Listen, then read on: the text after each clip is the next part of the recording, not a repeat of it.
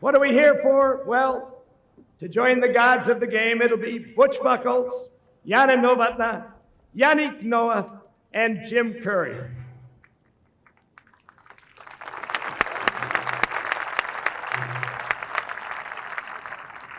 So let's get it started with Butch Buchholz, who's done everything there is to do in this game of tennis.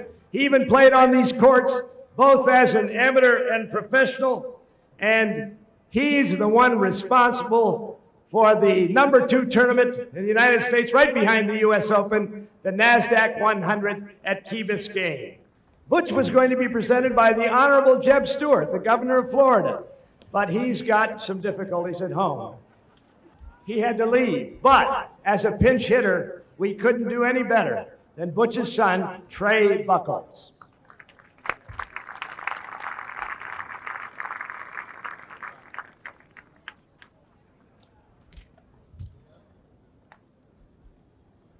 Thanks, Bud. I have the dual privilege of presenting my dad as well as speaking on behalf of the governor of the great state of Florida. Before I read the governor's remarks on Butch, I'd like to say a few words to my dad. Today, family and friends gather here to celebrate your induction into the International Tennis Hall of Fame. Your dad watches from above. Your wife of 44 years witnesses others recognize what she has known about your character for many years. And today, your grandchildren witness something that they will share with their children and their children's children. Thanks to the International Tennis Hall of Fame, today will be remembered for many generations. And now, the remarks from Governor Bush. I am honored today to introduce not only a great tennis player, but also a great man of character and vision, my good friend, Butch Buchholz. When you read articles about Butch and his impact on tennis, you inevitably come across words such as pioneer, founder, and visionary. So it is fitting today that we induct Butch in the International Tennis Hall of Fame in the contributor category. He has contributed so much to the sport. Whether as the founding member of the first Men's Players Association, Commissioner of World Team Tennis, ATP Executive Director, or as a tournament director for many important international tennis events, Butch's leadership has been instrumental in promoting tennis and expanding its popularity around the world. In Florida, we have experienced Butch's talents firsthand. He established and developed the NASDAQ 100 Open in Miami in 1985, building it into one of the world's premier tennis tournaments. Today is a great day for Butch and for the Tennis Hall of Fame, and I am pleased to be part of it. Butch, congratulations on your well-deserved achievement. Thank you.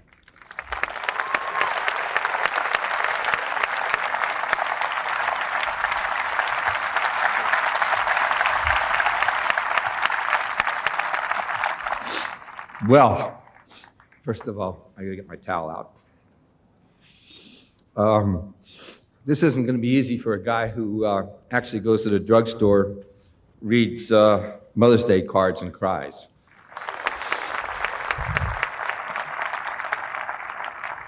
I hit my first tennis ball in the public parks in St. Louis.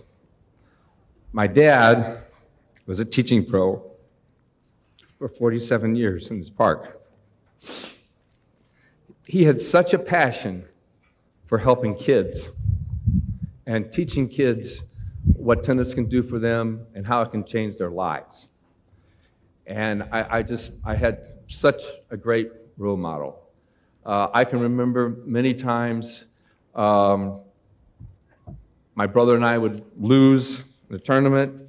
We'd come home and would never get mad at us.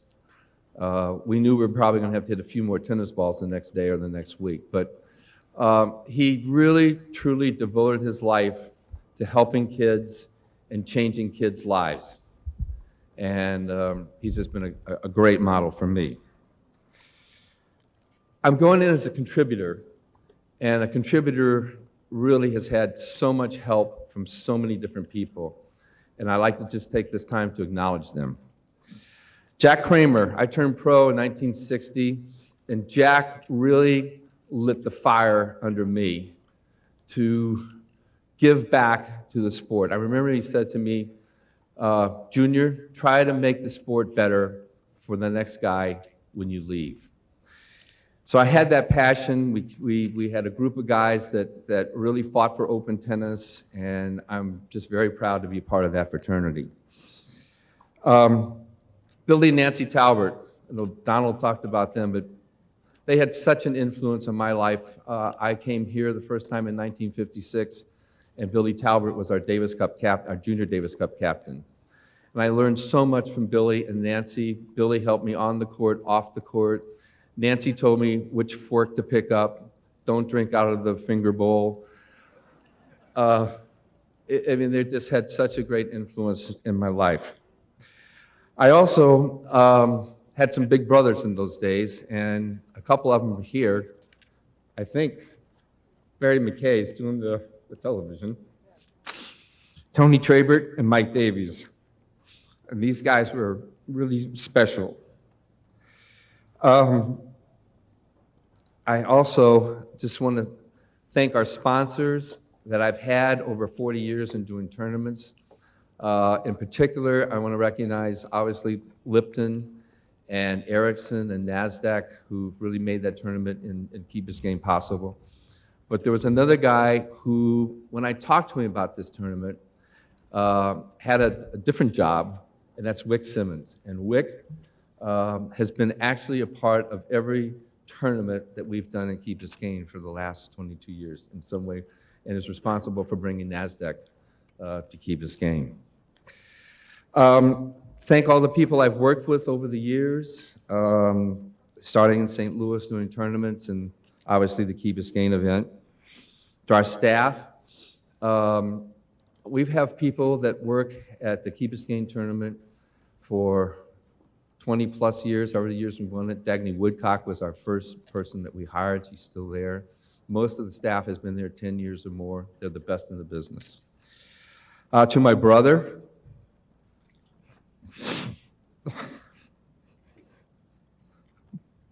we started the business together, excuse me. And the best business partner and the best brother one could have.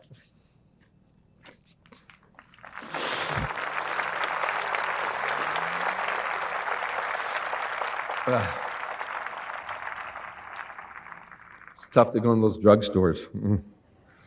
And to my wife, Marilyn, and my family. Marilyn and I just celebrated our 44th wedding anniversary, and then she's been through all of this. Yes.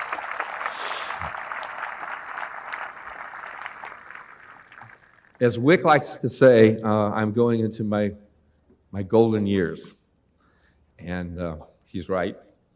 But my last thing that I want to do is my last serve. Sorry. This is serve first serve. Trey, thanks for what you're doing.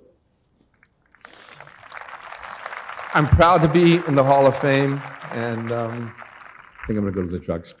Thanks.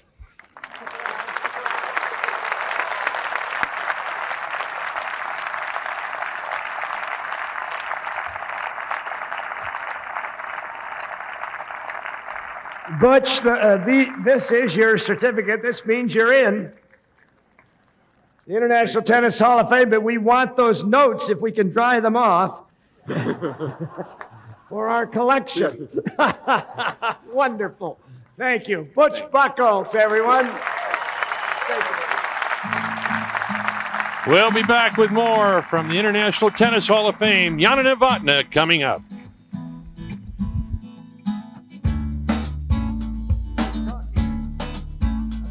This Welcome is an back to the occasion for Tony, 2005 too. induction ceremonies. This Let's is go a golden courtside now. anniversary occasion. Bud Collins with Tony 50 years Trabert. ago, 1955.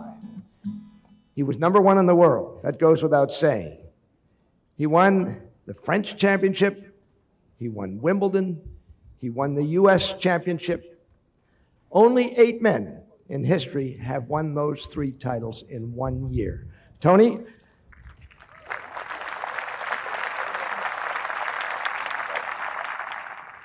Tony is also the president of the International Tennis Hall of Fame, and I'm going to let him take over right now. Thank you, Bud. Good afternoon, ladies and gentlemen. We certainly appreciate your being here. When asked to describe some of Jana's best tennis attributes, perseverance and team player come to mind. After suffering 2 heartbreaking losses at Wimbledon, this beautiful Czech lady came back to win in 1998. Jana also holds 12 major doubles championship titles, 2 Australian, 3 French, 4 Wimbledon, and 3 U.S. Opens. That's not a bad trophy collection.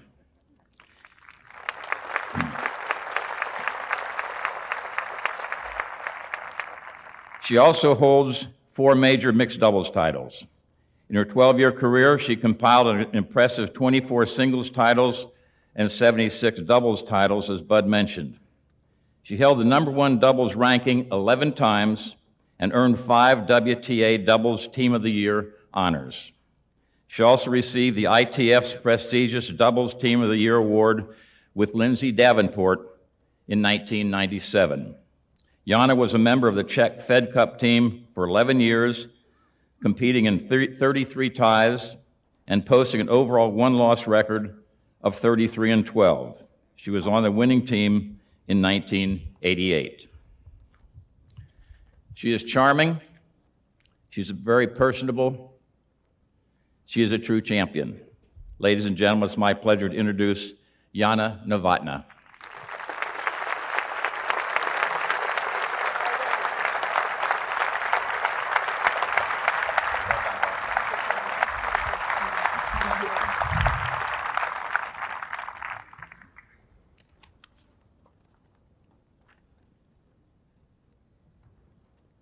Butch, is this yours or? Thank you. That's a nice touch. It's a team crying towel. It's okay. It's good to know that it's okay to cry.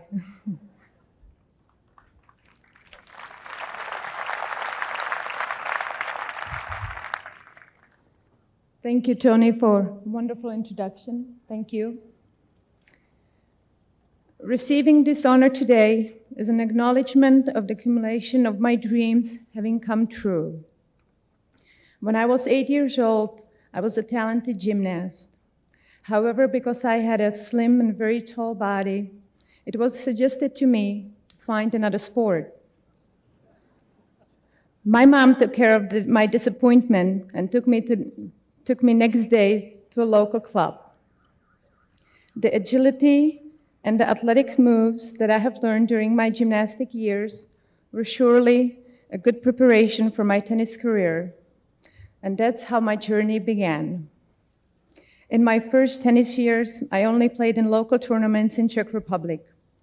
That's where I won my first tournament, and I also won my first championship that guaranteed me a trip to my first international tournament, the European 14 and Under Championship in France. My first opponent was a player who all of you know very well, and believe me, I will remember her too. Her name is Steffi Graf. Little did I know that I would have to play her over 30 times and that she would become my nemesis in my tennis career. The first time I came to the United States was to go to Florida to play in the Orange Bowl with an old pair of sneakers, 1 t-shirt, 1 pair of shorts, and not so good equipment, and very little money. I was determined to be the best I could be.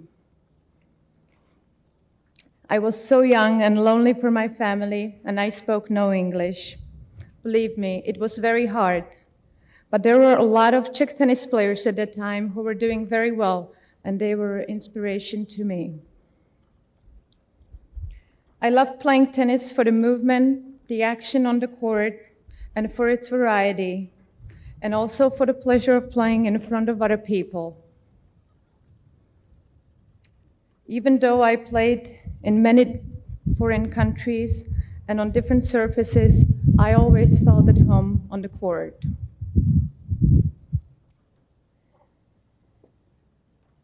When I was young,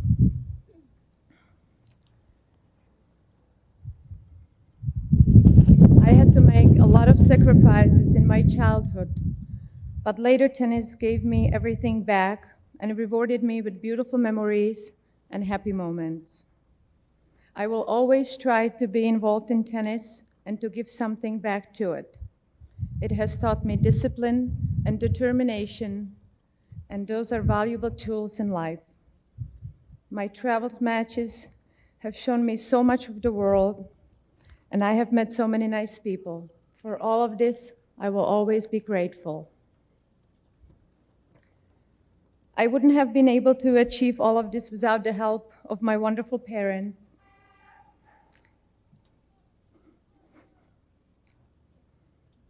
My brother Pavel,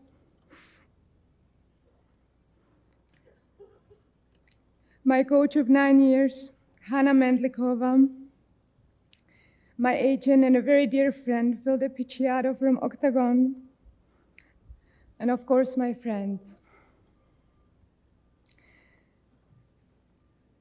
I am proud to have achieved success for my country, for myself, and most importantly, with all my love and affection, I dedicate this award to my mother.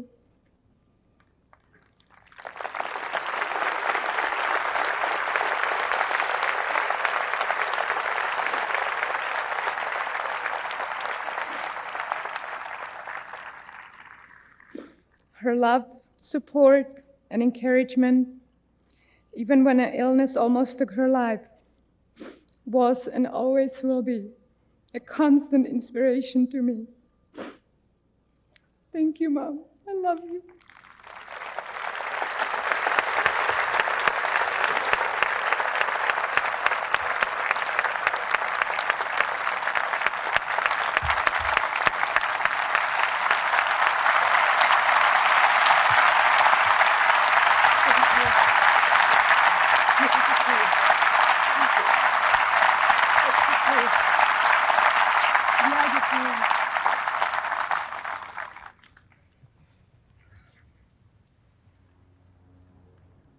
Dubja.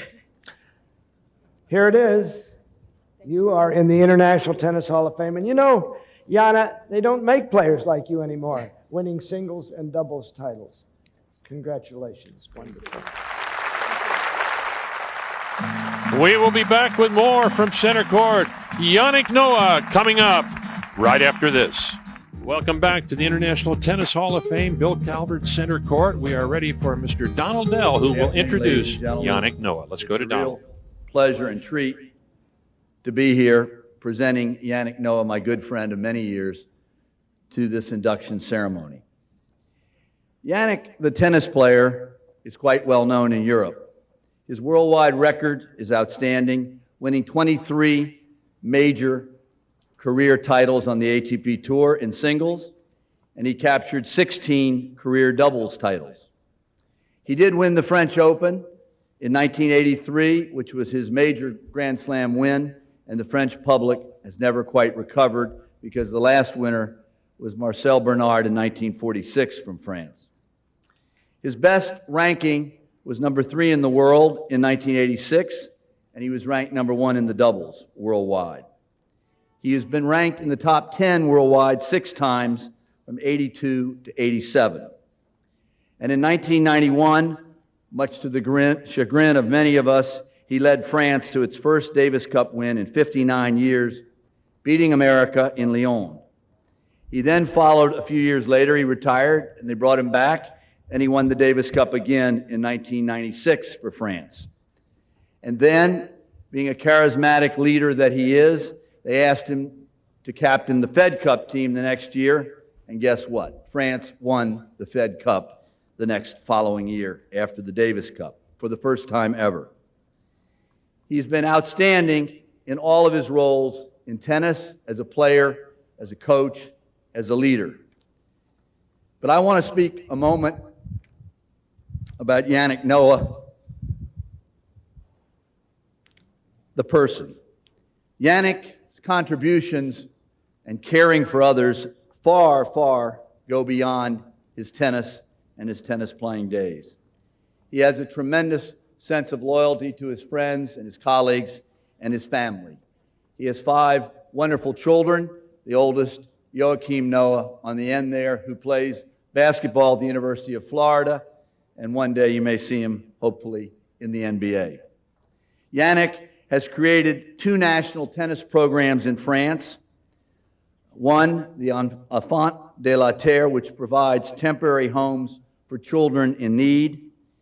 And then secondly, a few years later, Fête l'Amour, Yannick, sorry for my French, free use of the tennis facilities to children and teenagers in underprivileged backgrounds, which was modeled and followed the similar Arthur Ashe NJTL program here in America.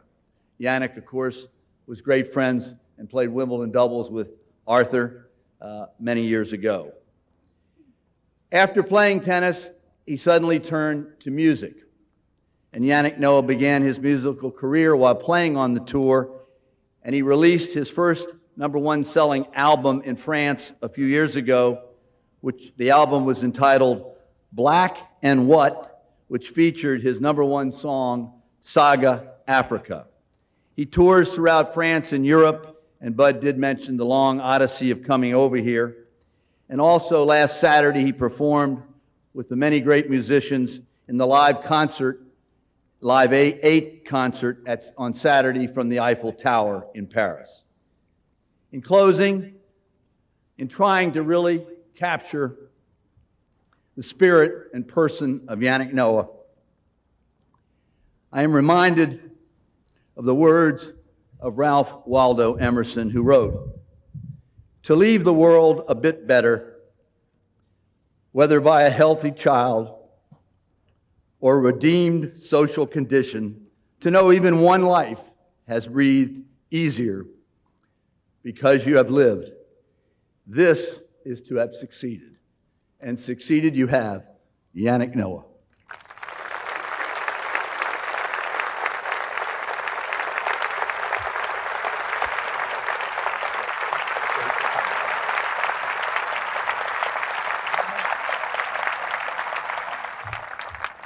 You know, it's wonderful the way things tie together, because in 1971, Arthur Ashe, Hall of Famer, our beloved friend, on a State Department tour of Africa, came to Yaoundé, Cameroon, and found an 11-year-old hitting tennis balls with a board. Ashe saw talent, and here he is, ladies and gentlemen, Yannick Noah.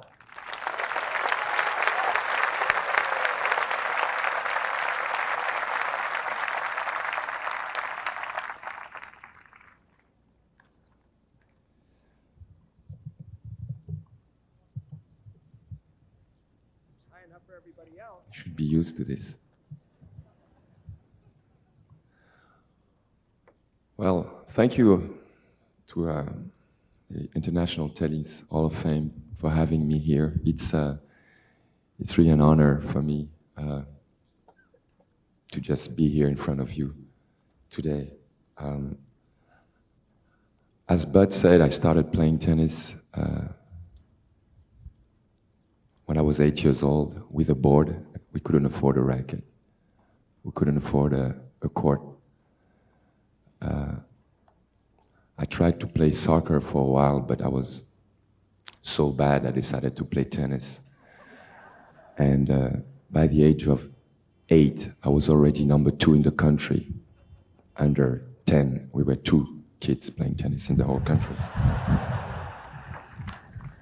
So this is how I got motivated, and then I realized that at the tennis club, compared with the soccer fields, there were more girls. Then I got really, really motivated. Then, of course, as Bud said, as I was 11, I met Arthur.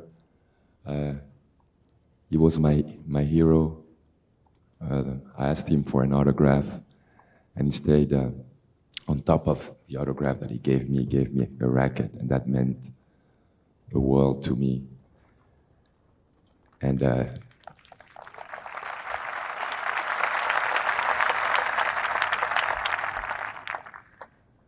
I started to develop a very strange relationship with my racket, because with this racket I even slept. I was spending all these nights with this racket. Nobody could touch it except for me. I really respected this object. And then I went on to play for the first time in Wimbledon in 1977, play for the first time on a center court with Arthur. And that was like a dream for me, coming from Cameroon, to step on the center court of Wimbledon with my hero. So as you know, Arthur meant the world for me, and I'm very, very proud to be here today thinking of him. We talk a lot about how many sacrifice players makes. We're not making much sacrifices. The sacrifices are coming from our families. And I would like to thank, even though they are back in Europe and in Africa, my parents, because they are the ones that made the big sacrifice, letting me go, live my passion fully when I was 12. This is when I left Cameroon and moved to France. And I'd really like to thank them. I'm really proud that my son can be, how do you say? I think now that you see all that happened, you can give me some real respect now.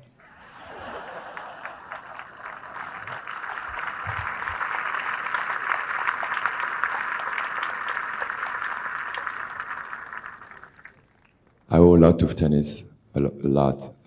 Traveled a lot, met a lot of nice people, made plenty of friends, some of them here, over there, Donald, Bud. It's always a pleasure to see you all, always, and meet different cultures. And the tennis really was a beautiful time. And also, I'm going to end up saying that I loved playing tennis. It was a great game. I loved it. It was just a beautiful way to, it was a therapy for me, just hitting the ball as hard as I could. And most of all, it was so good to play against guys like Jim Courier, who is here, used to kick my butt. It's always great because you have so many players that can beat you every day. So yeah, tennis taught me a lot. Taught me that most of all that I have no discipline, that but I lived a privileged life and I'm trying to enjoy it to the most. So thank you very much. Thank you for having me.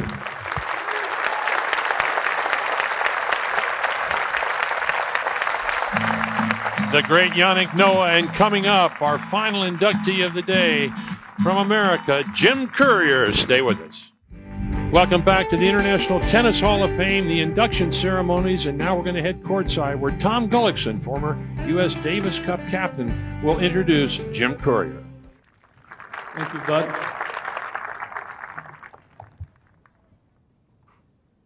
I used to be 6'4", but now I'm only 5'11". But I thought I was 6'4". It's great to be back in Newport. A lot of great memories here, a lot of good friends, and I see a lot of good friends today. So it's always a pleasure being back here. You know, every great tennis player, when they're growing up in the game, starts with a dream. And Jim Courier had a dream. He was sitting at the Bollettieri Academy down in Bradenton, Florida, with his good buddies, Mark Knowles, Chris Gardner, and David Cass. And they were watching the men's singles final at the French Open.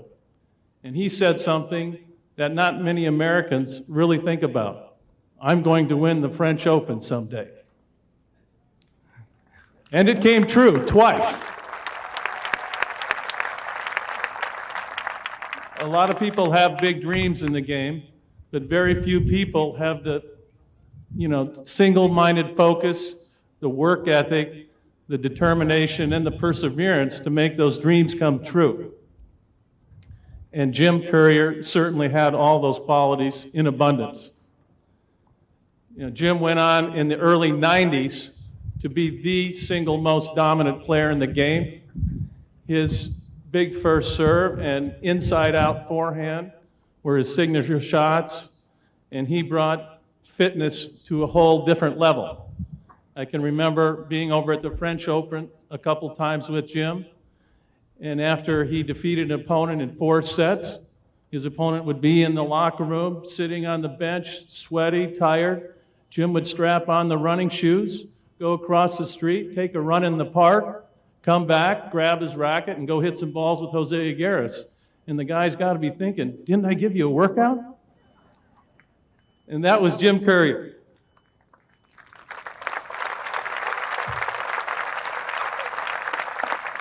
There's a lot of words you could use to describe Jim, but certainly loyalty comes to mind.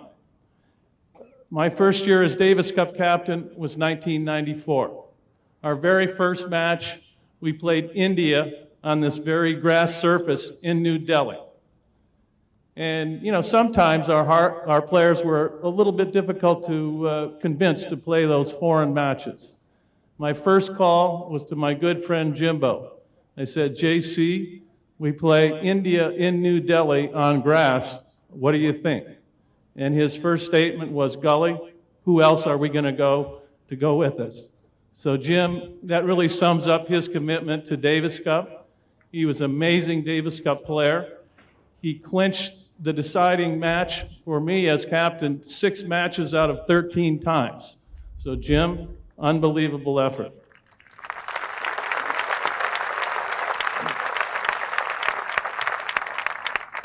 Jim loved the team format, the camaraderie of Davis Cup, and it was great for me as a coach because I didn't have to get on the practice partners much. When Jim was doing his beloved 2-on-1 drills, if a couple of guys missed a few balls or if they were a little bit lax, Courier would jump all over them and they would snap to attention. So I didn't have to do a lot of coaching when Jim was on the team. After he retired from tennis, Jim didn't exactly, leave a lot of grass growing underneath his feet. He continued to contribute to the game. He immediately was hired by the USTA to be the Davis Cup coach, and he was a great role model, a great mentor, and a great example for our young Americans like Roddick, Fish, Blake, Dent, and Ginepri, and he did a terrific job in that role for 2 years. And in my very biased opinion, I think he's probably one of the premier TV commentators in the game because he just doesn't tell you what happened on the court. He's telling you what the players are feeling and what the players are thinking. So Jim has got some tremendous insights into the game. As a golfer, he's a 2 handicap from the tips. As a skier, like he told me at the top of Vail Mountain one time, I said, Jim, what kind of skier are you? He said, Gully, I like to go fast. I said, okay, let's go. I'll try to follow you. As a musician, he's certainly no Yannick Noah. By his own admission, he's in the futures level as a musician, but he's a drummer, he's a guitar player, he's a singer, and he's talented enough to compose and produce his own CD, so that's not bad. He's also been very philanthropic. He established his own foundation, Courier's Kids, which helps disadvantaged kids in the Tampa area. He's on the board of the Tim and Tom Gullickson, and he does a tremendous job, at all our events. And he's also had time to start his own company, funny enough, Inside Out Enterprises, a little play on tennis words there. So other than that, folks, he really doesn't have much going on right now. So I'm pleased, proud, and honored to present you a great champion on and off the court, your next Hall of Famer, and my great friend, Jim Courier.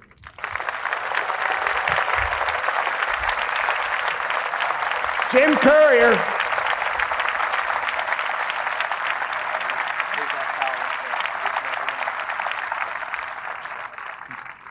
I know. Well, thank you, Tom, for the generous words. Tom Gullickson's been a friend and mentor and a coach of mine for half of my life, and I'm proud to call him my friend and to be on the court with him today.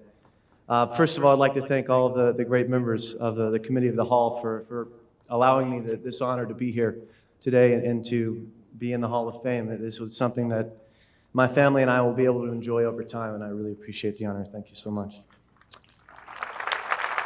I'm going to go a little faster because they just tell me in my ear I've got about 4 minutes to go, and I do TV, so I know that. I know what's going on.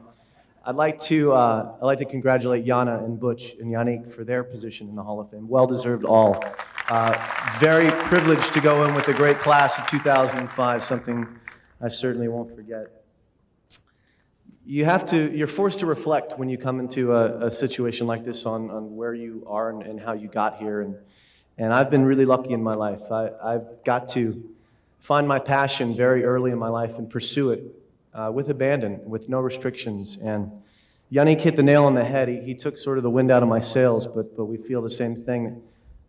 People ask me, what kind of sacrifices did you have to make? You know, what was it like giving up your childhood? I didn't give up my childhood. I got to do everything that I wanted to do as a result of following tennis.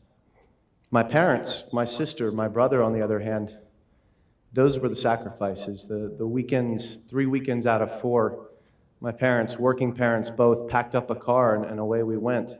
My sister, whether she liked it or not, she was in the car with us. My poor brother, getting his diapers changed in the middle of the highway going to the next tournament as he was going. Those were the sacrifices. They're great memories from those sacrifices. I hate country music, probably because my dad would take me to tournaments on Monday when I was in the finals and play those 8-track tapes of Willie Nelson and Waylon Jennings, and those are great memories, but I somehow still hate country music, but I love those times. My mom, where I get my preparation and my discipline from. You want a list made, check with Linda. If I had an 8 a.m. match, I'm telling you, 6 a.m. on the dot, Raisin Bran, sliced bananas, skim milk would show up wherever I was sleeping. I would eat it. I would not be happy about it. I would go back to sleep for another 30 minutes when she would get me up, and then we would go and she would feed balls to me and warm me up. I hate Raisin Bran to this day. Love those times, though. There's some forks in the road that you take as a tennis player, many forks. I've been given great opportunities. There's so many people here, and I'd love to give you a dissertation on all of them, but I'm only going to be able to mention just a few forks in the road that have gotten me to where I am. When I was 11 or 12 years old, I went to Harry Hopman's Tennis Academy, and my mom asked if I could come back and come back for free. And Harry Hopman and his wife, Lucy, allowed me that privilege to go and play, because in Dade City, Florida, where I'm from, there just aren't that many good tennis players. There never were, and there probably won't be too many coming forward. Hopefully there will be, but I was able to go to Harry Hopman's and participate with some of the best juniors in the world and watch some of the best pros in the world, and that was a prelude to a few years later when I received a phone call from Nick Bollettieri. And Nick, who's here today, hi Nick. Nick changed my life, undoubtedly. Nick's changed a lot of people's lives, and none more than mine, because Nick gave me an opportunity to go away from home, which was a huge sacrifice that my parents were willing to allow me to do. It was everything that I wanted to do, but he opened up the door for me, and he let me come down and on a scholarship and be coached by the best people in the world, play with the best players in the world, be in the right venue to grow my tennis game and take it as far as it could go. And I had no illusions of standing in front of you here today when Nick called me. It was just about trying to become the best tennis player that I can be. Nick Bollettieri allowed me the opportunity, and I'll never be able to thank him enough, but I'm so pleased he could be here through his busy schedule today. And great people I met at Bollettieri's. Dr. Jim Lair, who has been a friend ever since, he's here today. The U.S. Tennis Association took me on the road when I was 14, 15, 16 years old to Japan and to Italy and to France and to England, and opened up that world to me and gave me great times with their coaches, with Nick Saviano, Tom Gullickson. That's where I first met Tom when he was working with the USTA. Jose Higueras, Brad Stein. I could go down the list for people that really pointed my ship in the right direction. And, I can, again, not thank them enough. But I'm going to try by continuing to give back in this great game of tennis to do so. I was really lucky to put together sort of my dream team in my early 20s for my team around me. And I had Jose Higueras and Brad Stein and Pat Etcheberry really take me from a player who was a talented player and turned me into a world-class athlete and a world-class tennis player who understood what these lines meant other than just an opportunity to hit the ball, but actually see the court in a different way. Changed my life. I've got a lot of things in here I'd like to tell you, but I think the one thing that I'll have to sum up here as we run out of time is, I've had incredible highs. I've had agonizing lows in this game of tennis, but I've always been alive. Tennis allows you to feel things on a daily basis that in the business world and the real world probably just aren't as possible. And I'm so grateful that I've had that ability to feel in my life. We get one turn through this. I feel very fortunate. The friendships that I have made throughout the world and that I keep, they're all through tennis. I'm going to read something that I wrote because I knew I wouldn't be able to remember it on the cuff. And I really wanted to say it exactly the way I was feeling it. And I feel it now. And that is, what I have lived is more than I could ever have hoped for. Because so many people have nurtured me. They've guided me, befriended me, pushed me, calmed me, challenged me, encouraged me, and most of all, believed in me. And so many of them are here today. I'm thankful for that. Some can't be here, which is a shame, but that is, some are gone and some are just not able to be here. But from the deepest place in my heart, there's a big thank you for everyone who's touched me.